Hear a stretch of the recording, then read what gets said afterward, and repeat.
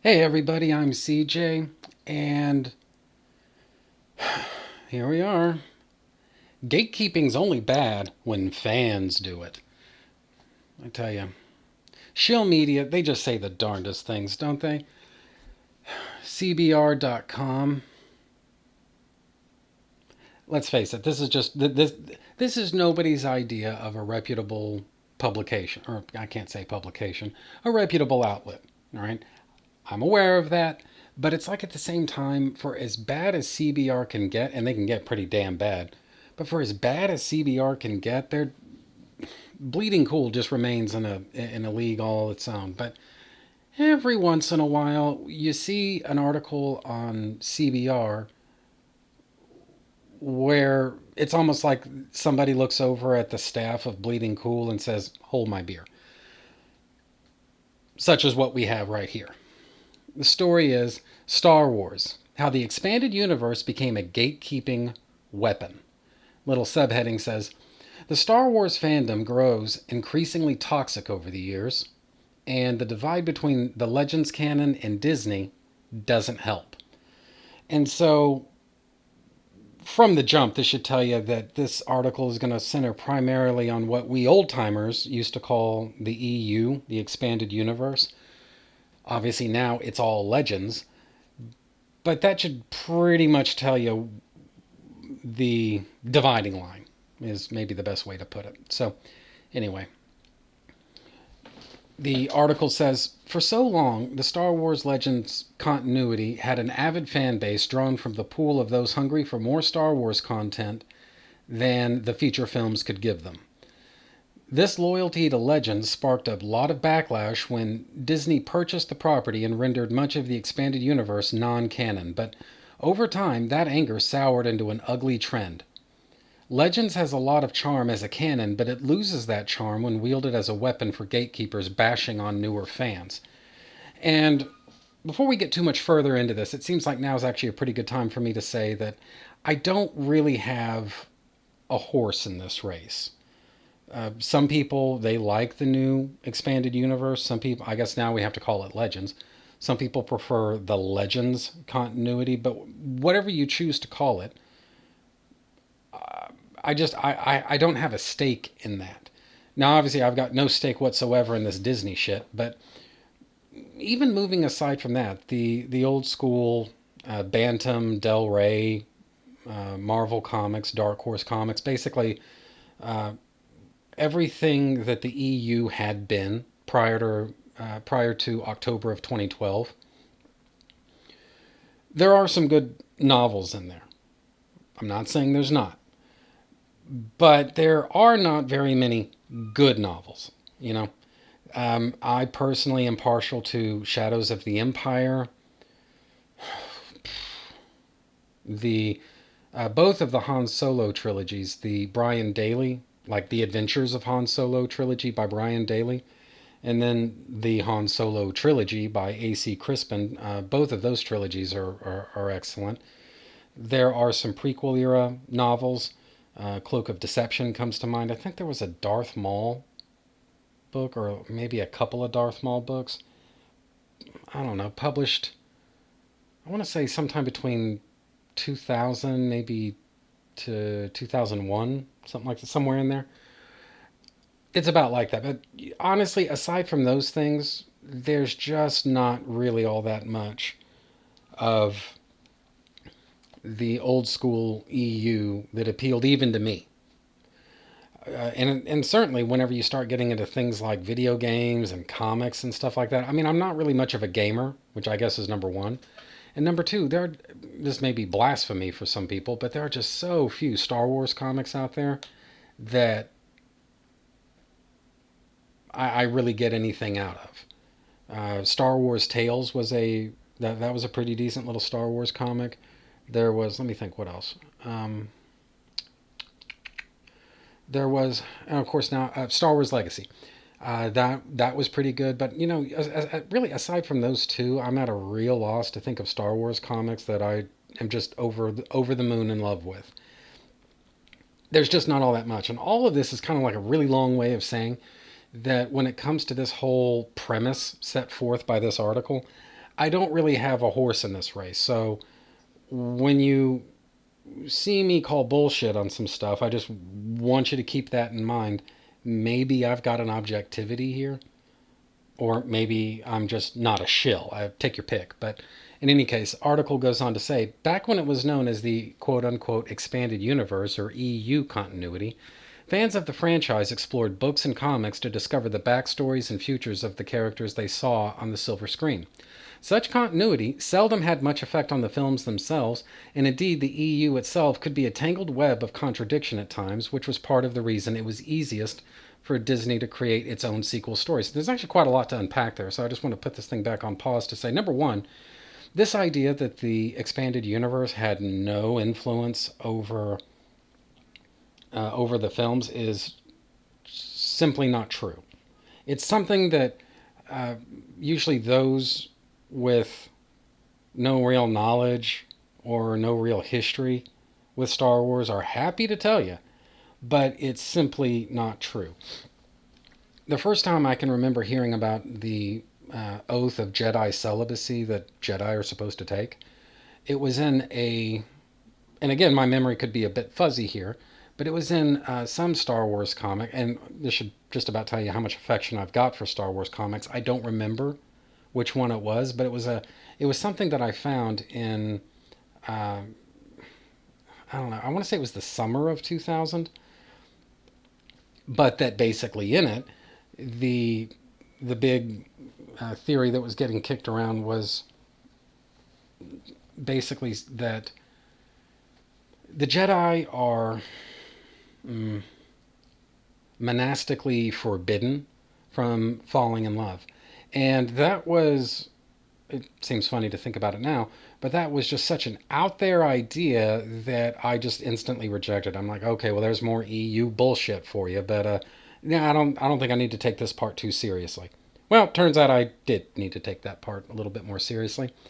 Let's see what there's the name of the planet Coruscant that comes from the EU, um, and I guess tying back into Shadows of the Empire, the ship flown by Dash Rendar throughout Shadows of the Empire, the Outrider, that makes a blink and you miss it cameo appearance in the special edition of Star Wars 77. And so all of this is my way of saying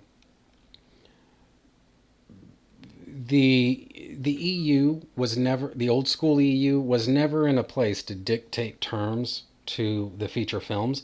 But at the same time, this idea that they had no influence whatsoever is just a bunch of revisionist bullshit. And it's like anything, don't need to listen to that. The the point, and what is this guy's name? Brenton Stewart. What Brenton is basically trying to say here near the end is that basically for the purposes of simplifying the canon, Disney chose to reboot the expanded universe and basically devise their own expanded universe. And I've seen people say that, that basically the original EU was just such a clusterfuck. It was a mess.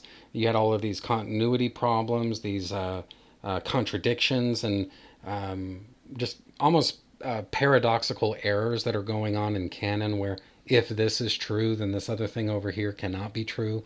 The origins of Boba Fett, for example.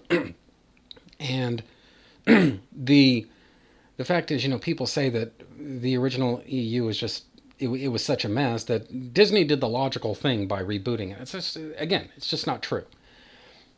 I think it's pretty obvious if you watch just The Force Awakens. You don't even need to go beyond that, but just watch The Force Awakens, and you're going to see that virtually everything about The Force Awakens contradicts something or other from the EU as it was prior to 2012. There's no way of reconciling The Force Awakens and the events therein with what we saw in the the original EU. The fact that Chewbacca is alive, Han and Leia being married, the their children, on and on and on. Goings on with Luke, and his idea of starting up a Jedi Academy and all that stuff.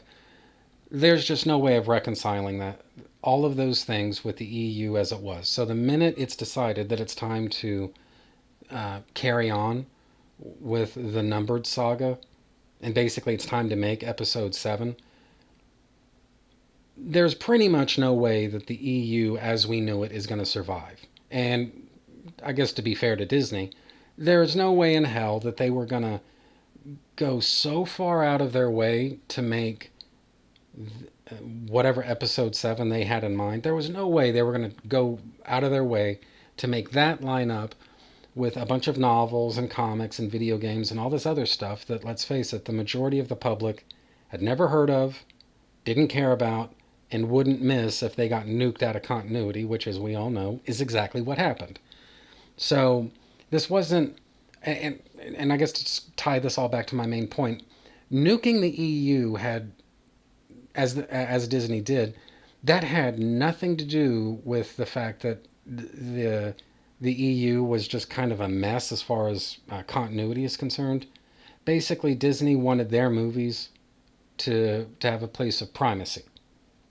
Anything else you want to put on that, I'm sorry, is just revisionism, and ain't nobody got time for that. So moving right along, because I do need to get to the main the main issue in this whole diatribe of mine. Let's see. It was a ripe environment for. Actually, I'm getting too far ahead here. Next paragraph says, throughout the 90s and 2000s, such contradictions mattered little to the fans who knew the EU inside and out. Essentially, there was a good-humored attitude toward Legends, one which may have made many fans feel special for knowing the complete story that casual moviegoers would never see, but one which there was no demand for every Star Wars fan to have familiarity with. Boy, is that a hell of a run-on sentence. Over time, that seemed to change following the Disney buyout. Confining Legends to its own separate canon was viewed as an unforgivable attack against true fans, many of whom hated the sequel trilogy, creators, and moviegoers who liked the Disney canon.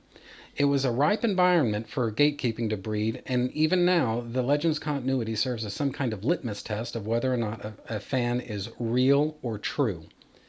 If someone simply prefers the Disney canon, they deserve no such vitriol, but go to most any online Star Wars discussion, and the preference for Legends continuity amongst their fans will say otherwise. The divide between Disney canon fans and Legends diehards has rendered a very toxic and unwelcoming environment for the Star Wars fan base. And that's really the thing I want to focus on here. Now,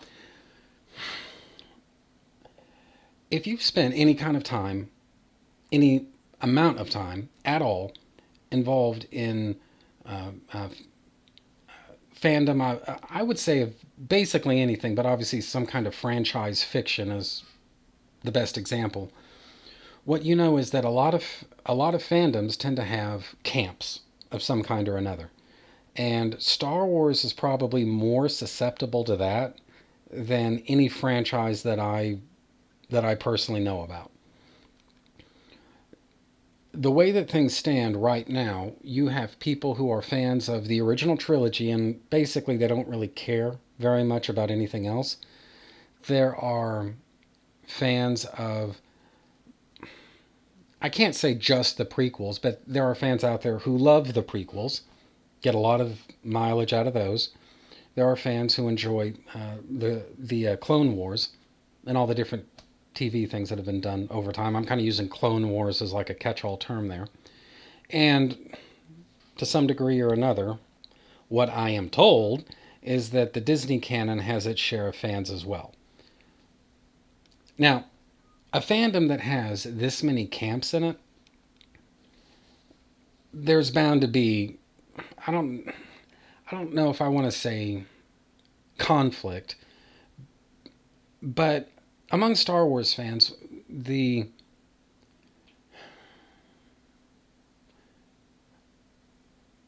been, maybe the best way to put it is, there's been a sort of a good-natured rivalry. I don't want to say conflict exactly, but it's kind of although, I mean, yes, there have been times when it's degenerated into conflict, but mostly just a good-natured rivalry. You have the original trilogy fans, you got the prequel fans, all that stuff. And they do occasionally take the time to push each other's buttons. And this is not something that's new to Star Wars at all. I mean, again, anyone who was on the internet back in 1999, you probably remember, at least in the Star Wars fandom, just how truly, I don't want to say divided, but at times how uh, cliquish the different fan groups could be with each other. This is not a new thing for you. Now, what I find kind of telling here is number one, this type of behavior is being called gatekeeping. And number two, this is presumably a bad thing. Now, before I get to the gatekeeping stupidity, one of the things that I do want to emphasize is that I acknowledge those cliques and those camps and those divisions. They were very real. They did exist, and they were occasionally there were instances. Let's say there were occasional instances of fans kind of going to guns on each other a little bit, but no one seemed to mind that. Back in those days, Star Wars was primarily a franchise that was that had a predominantly male audience. That's not to say females weren't in the audience, because the minute you say that, there's always some doofus who wants to speak up saying, actually, well, women were in there too.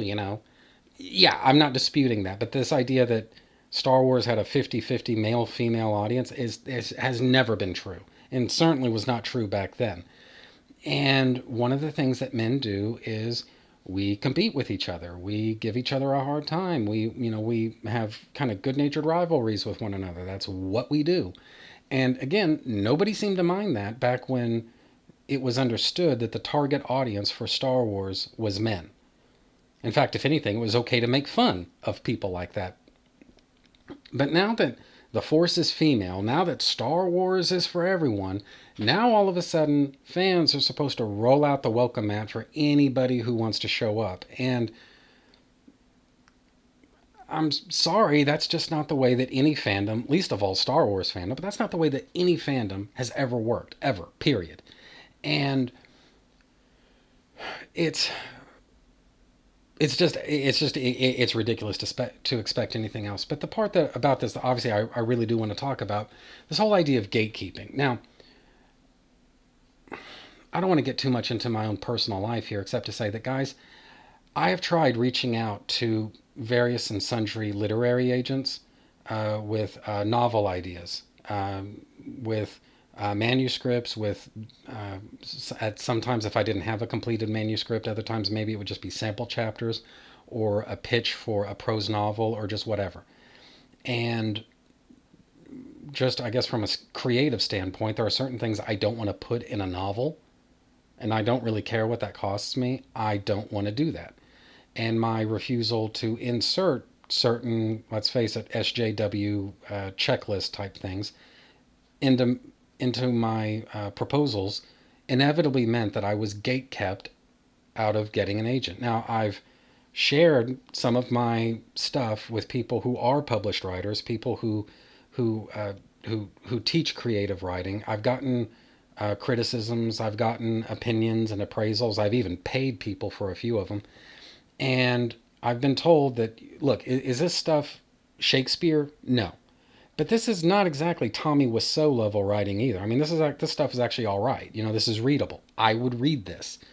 But my refusal to insert basically certain woke BS into my stories, my refusal to do that cost me. I was basically gate kept out. Same thing with comic books. I've made not serious efforts, but I've made efforts just throughout my life to get into comics, just to say I did it, if nothing else. And for, I think, other reasons, I don't think it was completely a political thing, or in my case, an apolitical thing. I don't think it was really a political thing so much with comics. It was more of a who do you know kind of a thing. I was gate kept out of comic books as well. Gatekeeping seems like, I mean, number one, assuming that's even what's going on with Star Wars fans, which I don't think that it is. But even if you buy into the idea that it is, that is what's going on with Star Wars, with gatekeeping and everything. These same assholes that are decrying gatekeeping among fans wouldn't think twice about gatekeeping you out of a staff writing position on their little shill media news outlet like CBR, Bleeding Cool, or just wherever. They won't think twice about gatekeeping you out of getting a literary agent, which, if you ever want to get a book published by a reputable publisher, you're going to need an agent to do that. Won't think anything about gatekeeping you out of that. They won't think anything about gatekeeping you out of the comic book industry. Just on and on and on. The number of things they are ready, willing, able, and eager to gatekeep you out of doing, the list is virtually endless. But the minute fans kind of throw up some, let's face it, age old and time honored roadblocks of welcoming just anybody into their fandom, all of a sudden it's the fans that are in the wrong. It's ridiculous. And nobody seems to mind gatekeeping when it's the right people that are being gate kept out of something. But when fans just look, I'll even say that, you know what? Genre fans and cartoon fans and film franchise fans, comic book fans, Star Wars fans, just who the hell ever, they are nowhere near as prone to gatekeeping as, say, the punk rock community. And if you ever doubt me on that, why don't you go see a punk rock band sometime? Like a hardcore punk rock band? Just show up wearing a, a business suit. Just show up wearing a business suit with a clean cut, clean shaven, recent haircut, no visible tattoos, no visible piercings, no nothing else. Just show up looking like you're the president or branch manager of some fucking bank somewhere. Show up at a punk rock club dressed like that, and then feel free to lecture me about gatekeeping. All right, let me know how that goes. The the key issue here is it's not that gatekeeping happens. It's not even that fans are necessarily behaving badly. It's that there's a hardcore contingent of fans who are refusing to allow their favorite franchise to be redefined by outsiders as much as they can. Now, let's face it, they don't own Star Wars, so there are limits to what they're able to do. But one thing they can sure as hell do is put the screws to newbies and make sure that they're on the right side of history, since we seem to love that term. Make sure that the newbies are on the right side of history and basically make it clear, look, if your agenda here is to shit all over Star Wars as we've always loved it, you're not welcome. You're not welcome. At least on this forum. Now, in this fandom, you can't really control the fandom, but this idea that fandom always has to be this welcoming and supportive place where anybody and everybody is tolerated except for, well, the other, it's ridiculous. And one of the things that I've like to whatever degree fandom even still exists anymore, which I'm not sure that it does, but if it does, what I've noticed is that you're starting to see a lot of a siege kind of mentality with a lot of fans, and I mean like the ride or die type fans, because a lot of fans have just said, "Fuck this, I'm out." But the real, truly committed ride or die type of fan, they have just such this siege mentality, this kind of bunker mentality that anyone who tries to impress them with their fan credentials, those credentials had better be perfect. And after all these years of these same fans basically getting savaged by virtually everybody, including the likes of Roundhead Johnson, Kathleen, the coffee secretary, on and on. All of these people that have been called everything in the book and are still, at least somewhat, supporting the product, and now they're being called gatekeepers as well. It's like, the hell else did you expect them to do? But as it turns out, I don't really consider that to be gatekeeping. You can't really gatekeep somebody out of being a fan of something. It's just not possible.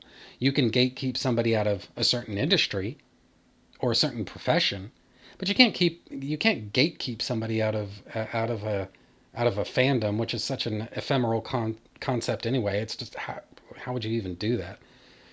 But point being, nobody has a problem with that. Nobody has a problem with gatekeeping until, allegedly, it's fans who are doing it. Now all of a sudden, that's when things need to change. It's ridiculous. And the fact that this fucking moron, is saying all of this with what I presume is a straight face. It just truly puts it all over the top for me. Now, one of the things, before I call it a day here, one of the things that I do find kind of interesting here is that the artwork at the top of this article is it's obviously Luke Skywalker, and if I'm not terribly mistaken, this is from Dark Empire. And one of the things I've noticed about Star Wars fandom right now, all sides of it, is that it seems like everybody has something like a détente, however you pronounce that word. I think it's détente with when it comes to Dark Empire. I don't basically in I don't. I mean, it's been out there for all these decades now. If you haven't read Dark Empire yet, I guess it's because you never will. Basically, there's a clone of Emperor Palpatine running around. Basically, Palpatine, in some way or another, comes back. And obviously, there's a contingent of fans who kind of cried foul on that because obviously that kind of nullifies, well, not Empire Strikes Back, that obviously nullifies Return of the Jedi. And these same fans obviously had problems with the demise of Skywalker. And I've noticed that fans of the demise of Skywalker, they are not necessarily calling BS on Dark Empire themselves for their own who knows what reason. As just a little bit of, I don't know, fan sociology, I find it's kind of interesting that nobody's interested in talking about Dark Empire in today's fan environment. It's always seemed kind of funny to me, but anyway, so whatever. Gatekeeping. Honestly, I think if more gatekeeping had been happening these last few decades, most fandoms in general would be in a better place, but whatever. That's that. Please comment, like, subscribe, and share. Doing those things really helps me out. Also, I'm on Twitter at Cole Loves Comics.